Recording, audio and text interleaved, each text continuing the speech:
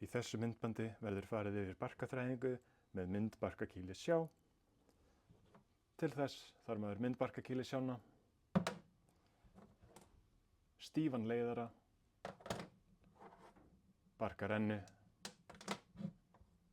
köfsprautu og ambúbelg. Þegar maður barkaþræðir með myndbarkakýlissjá, þá það fyrsta sem maður þarf að gera að passa að stífi leiðarinn sé þræddur ofan í barkarennuna og sveigjan á barkarennunni sé sirka sú sama og sveigjan á sjánni. Þá getur maður tekið myndbarkakýlissjána í vinstri hendi og barkarennu í hægri,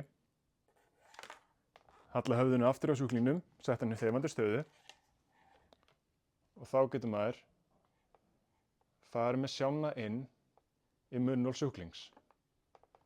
Það er mjög mikilvægt að fara ekki of djúpt, of hratt, því þá getur maður mist af barkalokinu. Þegar maður er komin á barkalokinu, þá leggur maður sjánni fyrir ofan það og maður togar upp og út til þess að brjóta ekki tennur sjúklings. Þá tekur maður barkarennuna,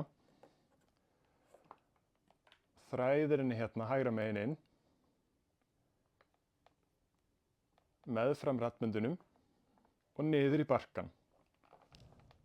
Þangað til að varir sjúklings eru hjá það bil 24 á barkarennunni. Þá getur maður tekið stífa leiðarinn út,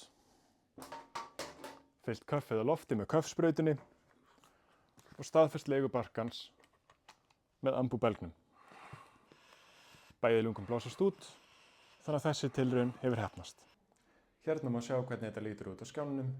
Ég fer meðfram tungunni, finn barkalokið og legg sjánni þar fyrir ofan, renni svo barkarennunni meðfram raddböndunum og niður í barka.